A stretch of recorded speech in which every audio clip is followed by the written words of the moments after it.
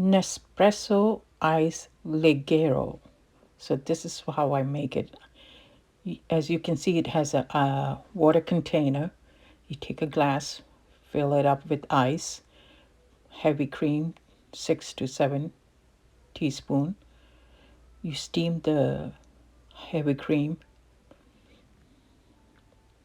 So this is how it looks. Add your coffee pod.